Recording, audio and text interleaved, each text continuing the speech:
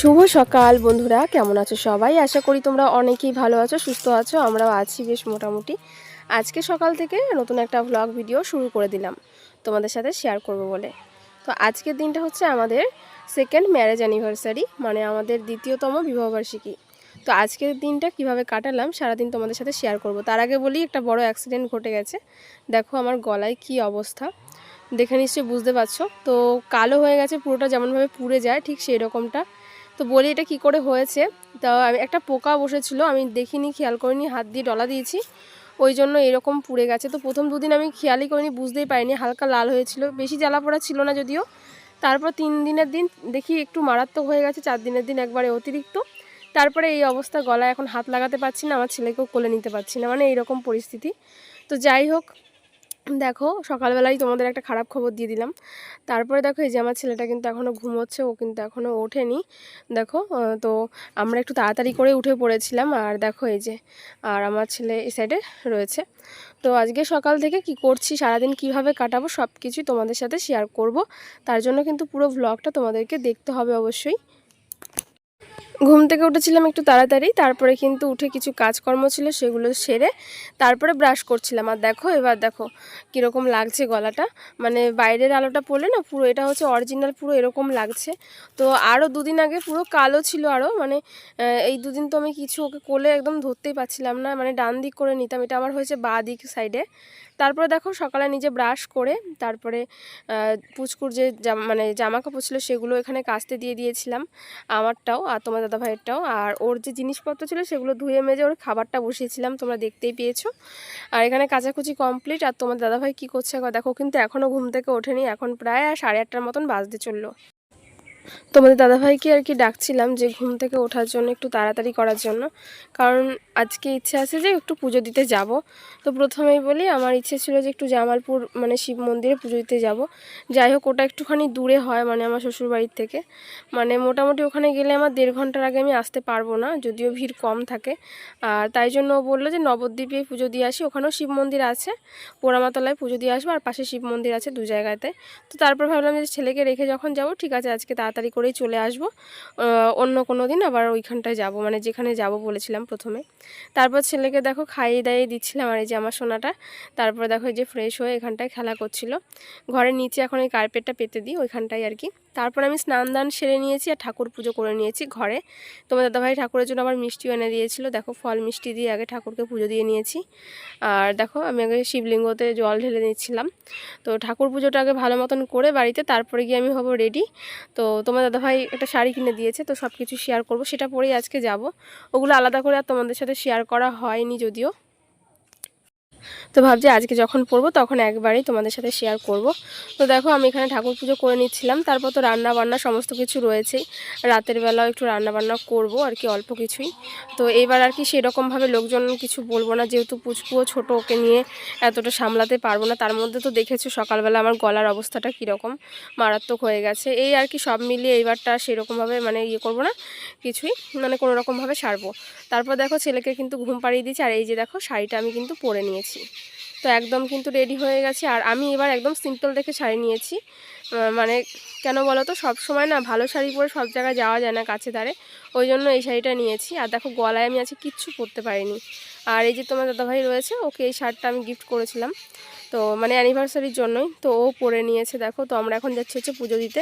আর শাড়িটার আমার এখনও ব্লাউজ পিস কাটানো হয়নি, তাই জন্য আর কি দেখো এরকম রেড কালারের একটা ব্লাউজ দিয়ে আমি পরে নিয়েছি। আর শাড়িটা একটু বড় বড় লাগছিলো কারণ ব্লাউজ পিসটা রয়েছে। তারপর দেখো আমরা বেরিয়ে পড়লাম পুজো দিতে।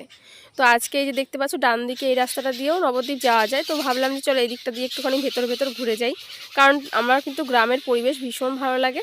আর এইখানে দেখো চারিদিকটা পুরো সবুজ, মানে একদম ধান গাছ লাগানো হয়েছে, ছোট ছোট ধান গাছ, আর এই সাইডে দেখো গম গাছ, তো গমের শীষ বেরিয়েছে, আর ভীষণই সুন্দর একটা জায়গা। আর এটা হচ্ছে একটা তপবন আশ্রম, তো তোমরা অনেকেই নাম শুনেছো। তো এই তপবন আশ্রমের সামনে দিয়ে কিন্তু আমরা এখন যাচ্ছি মন্দিরে পুজো দিতে। তো চলো রাস্তায় যেতে যেতে তোমাদেরকে দেখাবো বাদিক করে আর কি মন্দিরটা। তো এখানটায় শিবরাত্রিতে খুব মানে বড় করে অনুষ্ঠান হয়, মানে অনেকে জল ঢালতে আসে, শিব মন্দিরও আছে এখানটায়। চলো আজকে আর তপবন আশ্রমের ভেতরে ঢুকবো না, অন্য কোনো দিন তোমাদের সাথে যদি আসি তাহলে শেয়ার করব। আর মানে কি বলো তো, পুচকু এখন তো ছোট, ওই জন্য ওকে রেখে খুব মানে বেশি জায়গা যে ঘুরতে যেতে পারি সেটা নয়। ওই দেখো এখানটায় অনেকগুলো টোটোও রয়েছে, অনেক লোকজনও রয়েছে। তো এখানটায় কিন্তু অনেক দূর দূর থেকেও লোকজন আসে, শুধু যে এইটুকুই মন্দির সেটা না, ওইদিকে ভেতরে আরও অনেক সুন্দর আছে মন্দির, দেখার মতন জিনিসও রয়েছে। তারপরে দেখো এই যে সাইড দিয়ে বেরিয়ে পড়লাম, আর এই যে ডান সাইডে দেখতে পাচ্ছ এখান দিয়ে কিন্তু আমরা যে নবদ্বীপ যাই, রেল গেটটা, মানে আমাদের ভান্ডারটিকুড়ি থেকে যে নবদ্বীপ ধামের, তো সেইটা। আর তারপরে দেখো রাস্তায় একটু দাঁড়ালাম, মানে এটিএম থেকে তোমার দাদাভাই টাকা তুলছিল, কিছু টাকা তুলতে। আর দেখো এবার আমার গলার অবস্থাটা কীরকম হয়েছে, সব গুটি গুটির মতো পাকিয়ে গেছে, মানে কি বলবো। তারপরে আমরা চলে আসলাম দেখো মন্দিরের এখানে পুজো দেবো বলে। তোমার দাদাভাই দেখো এখানে ঠাকুরের যা জিনিসপত্র লাগবে, মালা, তারপর পুজোর জন্য যা যা প্রয়োজন সব কিছুই নিয়ে নিয়েছে, আমিও নিয়েছি। তো ভেতরে পুজো দিলাম, ওইখানটায় ক্যামেরাটা মানে অন করা যাবে না, ওই জন্য আর কি অন করিনি ওই জায়গাটায়। তারপর আমরা ঢুকে পড়লাম দেখো মন্দিরের ভেতরে। তারপর এখানটায় পুজো দিয়ে নিচ্ছিলাম, আর মন্দিরে মানে মায়ের পুজো দিয়ে তারপরে দেবো হচ্ছে শিব ঠাকুরের মন্দির যেখানে, ওখানে একটু জল ঢালবো। আর এটা হচ্ছে মা ভবতারিণীর মন্দির, তো এই মন্দিরটাও একটুখানি দর্শন করে নিলাম। তারপর তোমাদের দাদাভাই দেখো এইখানটায় কিছু প্রদীপ আর একটু মোমবাতি জ্বালিয়ে দেবে, তো সেটাই আর কি একটু ভিডিও থেকে তুলে নিচ্ছিলাম। আর দেখো যারা যারা মোমবাতি ধূপকাঠি এসব আনে, তো তারা এখানটায় আর কি জ্বালিয়ে দেয়, কারণ একটা সাইড করে। আর ওই ডান সাইডে আবার পুজো হচ্ছিল। আর তোমরা যারা যারা নবদ্বীপ এসেছো কখনো, তারা তো জানোই যে এই পোড়ামাতলা জায়গাটা ভীষণই সুন্দর। আর এখানটায় বেশ মন্দিরও খুব জাগ্রত, এখানকার ঠাকুর যার যা মানত আছে আর কি সব কিছুই পূরণ হয়। যারা নবদ্বীপ আসো একবার অন্তত সেখানটায় ঘুরে যেও, খুবই সুন্দর একটা জায়গা, আর বেশ ভালোও লাগবে। আর দেখো আমার গলার অবস্থাটা কীরকম, মানে যত টাইম কাটছে না আরও বেশি লাল লাল হয়ে যাচ্ছে, তারপর আস্তে আস্তে কালোও হয়ে যাচ্ছে। তো দেখো বন্ধুরা, আমরা ওখানটায় পুজো দিয়ে নিয়েছি, আর এখন গঙ্গার জল নিয়ে নিলাম, ফুল বেলপাতা নেব। এটা হচ্ছে শিব ঠাকুরের জন্য, মানে পাশে যে শিব মন্দির আছে ওখানে একটু গঙ্গার জল ঢালবো বাবার মাথায়। আর একটু বেলপাতাও নিয়ে নিয়েছি, একটা মালা নিয়ে নিয়েছি আকন্দর, তো এই মালাটা বাবাকে পরিয়ে দেবো। তো চলো এখন ভেতর দিকে যাওয়া যাক। আর এখানকার শিব ঠাকুরটা মানে শিবলিঙ্গ যেটা অনেকটাই বড়, তো তোমরা দেখতেই পারবে ভেতরে গেলে। তো চলো যাওয়া যাক। আর এখানে আমি এর আগের বছরও এসেছিলাম, আর তোমার দাদাভাইয়ের জন্মদিনের দিন এসেছিলাম। তোমরা যারা ব্লগ দেখো আমাদের তাহলে বুঝতে পারবে। দেখো প্রথমে আমি এখানে দিচ্ছিলাম, তো কিন্তু আমি এতটা হাতে পাচ্ছিলাম না, কারণ এতটাই বড় এই শিবলিঙ্গটা, তোমরা দেখে নিশ্চয়ই বুঝতে পারছো। তো আমি সাইড দিয়ে আর কি ঢেলে দিচ্ছিলাম ভগবানের নাম করে। তারপর তোমার দাদাভাই দিচ্ছিল, আমি বললাম মালাটা তুমিই পরিয়ে দাও। তো দেখো ও এতটা লম্বা, তবুও মানে ঠিকঠাক মতন পাচ্ছিল না, তাহলে বুঝতেই পারছো যে কত বড় এখানকার ঠাকুরটা। তো দেখো এরকম সাইডে দিয়ে দিচ্ছিল, আর খুবই সুন্দর জায়গা, গেলেই পুরো মনটা শান্তি হয়ে যায়। তো এইভাবে এখানে আর কি এভাবে পুজো হচ্ছিল। আর মানে যা মোমবাতি প্রদীপ সেগুলো তো বাইরে জ্বালাতে হবে, মানে মন্দিরের ভেতরটায় জ্বালানো হয় না, এক সাইড করে জ্বালানো হয়। আর এখানে প্রচুর ভিড় হয়, মানে একজন দুজন করে ভেতরে ঢুকতে দেয় এরকমভাবে। তো দেখো আমরা এখানেও কিন্তু পুজো দিয়ে নিলাম, আর তারপরে চলে এসেছিলাম সোজা বাড়িতে। বাড়িতে এসে দেখো এই যে এটা হচ্ছে আমার শ্বশুরমশাই, আর উনি তো নেই, তোমরা অনেকেই জানো সেটা। তাই দেখো একটা মালা নিয়ে এসেছিলো তোমার দাদাভাই, তো সেটাই পরিয়ে দিচ্ছিলো এখানটায়। আর এখন ঘড়িতে দেখো কটা বাজে, প্রায় 11টা কিন্তু বাজতে চললো। আর আমার ছোট্ট সোনাটাও কিন্তু উঠে গেছিলো ঘুম থেকে, তো এসে আগে ওকে খাইয়ে দিয়েছি। আর এই যে তোমার দাদাভাই এই গোলাপটা আমার জন্য এনেছে, নবদ্বীপ থেকেই নিয়ে এসেছিলো আসার পথে। আজকে বিকেলটা সন্ধ্যাটা কীরকমভাবে কাটাচ্ছি তো সব কিছুই আজকের ভ্লগে শেয়ার করব। আর এই যে গোলাপটা দেখো খুবই সুন্দর লাগছে, তো আমি আবার এটাকে এই জায়গাটায় রেখে দিয়েছিলাম, কারণ আমাদের এই লাকি বাম্বর এখানটায় তো জল ছিল একটুখানি ওর মধ্যে, তাই রেখে দিয়েছি। তারপর দেখো এই যে আমার ছেলের জন্য একটু ভাত নিয়েছি, আর ডাল সেদ্ধ, একটু পটল আর একটু আলু সেদ্ধ। তো আজকে আমি ওকে এটাই খাইয়ে দেবো।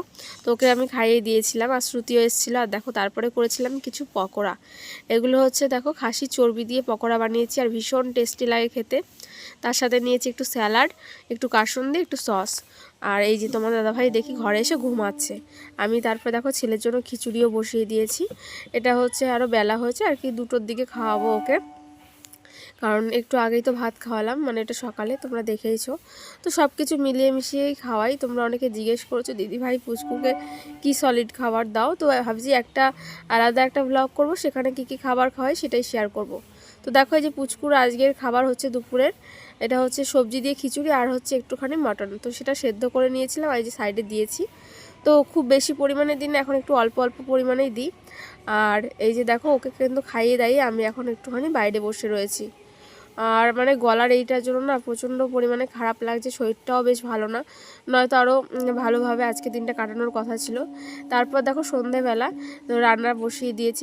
এখানটায় হচ্ছিলো মটন, এখানটা দেখো বাসমতি রাইস। আমার কিন্তু রান্না করা হয়ে গেছে। আর এখানে করছিলাম কুমড়োনি, মানে বেগুনির মতো করে কুমড়ো দিয়ে করছিলাম। আর এখানটায় হচ্ছে বিনস, তারপর ক্যাপসিকাম, গাজর এগুলো ভাজছিলাম। তাহলে বুঝতেই পারছো কি হবে, ফ্রাইড রাইস করব। ওই জন্য দেখো ভাতটা কিন্তু আমার আগেই করা হয়ে গেছে। আর এগুলো দেখো একটু হালকা ফ্রাই করে নিই যাতে সেদ্ধ হয়, সেভাবে আঁচ কমিয়ে তারপর দেখো এই যে আমি ফ্রাইড রাইস করে নিয়েছি।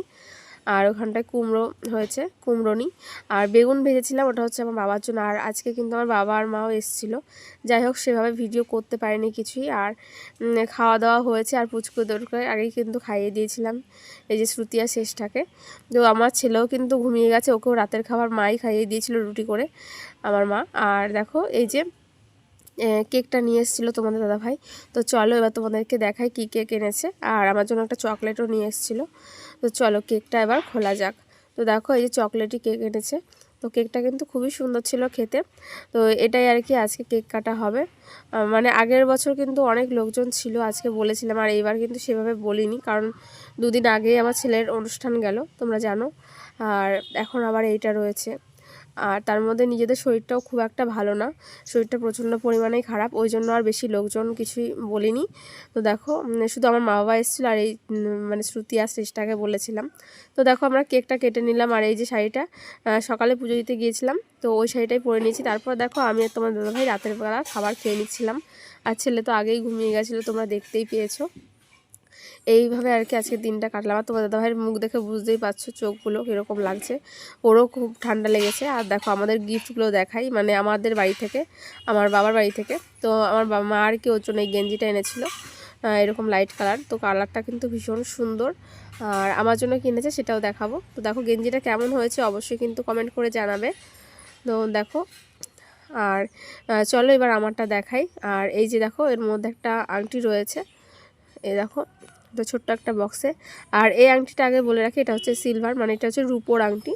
তো একদম ছোট্ট একটা স্টোন দেওয়া। তো আমি কিন্তু এটা পছন্দ করেছিলাম, মানে আমি কয়েকদিন আগে গিয়েছিলাম ওই বাড়িতে, তখন মা আর কি আমাকে নিয়ে কিনে দিয়েছিল। দেখো এই যে কীরকম লাগছে অবশ্যই জানিও। এখানে একটা ব্লু কালারের স্টোন রয়েছে। আমার আংটি যদিও বা রয়েছে, তো এই আংটিটা আর কি দিয়েছে আমাকে ওই বাড়ি থেকে। এই হচ্ছে আমাদের গিফট। তো কেমন হয়েছে জানিও। আর তোমার দাদাভাই আমাকে কী দিয়েছে সেটা তো আগেই দেখিয়ে দিলাম। আর আমি ওই শার্টটা গিফট করেছিলাম যেটা পরে ও পুজো দিতে গেছিলো, এই আর কি। আর আজকে সারাদিন কিভাবে কাটালাম সব কিছু তো দেখতেই পেলে। আর দেখো আমার ছেলেটা এখানটায় ঘুমিয়ে পড়েছে, রাতে ওকে বিছানায় এইভাবে সাইড করে একটু শুয়ে দিয়েছি। আর এখন একটু হালকা হালকা গরম পড়েছে, মানে শুধু এক পাশ একবার এই পাশ একবার ওই পাশ এরকমভাবে করে। আর ফ্যানও চালাতে হচ্ছে, মানে আমাদের এই দিকটা না ভালোই গরম পড়ে গেছে। তো দেখো রাতে আবার উঠেছিল মাঝরাতে, এখন প্রায় 2টোর মতন বাজে। তো ওকে আবার কিন্তু আমি একটু খাইয়ে দিয়েছিলাম, দুধ খাইয়ে দিয়েছিলাম। তো আমার কোলেই রয়েছে, এ দেখো দুধের পুচুকে খাইয়ে আমরাও ঘুমিয়ে পড়েছিলাম। তো আজকে সারাদিনটা এইভাবে কাটালাম। তোমাদের কেমন লাগলো ভ্লগটা অবশ্যই জানাবে। তোমাদের সাথে আগামী দিন নতুন একটা ভ্লগের সাথে দেখা হচ্ছে খুব তাড়াতাড়ি।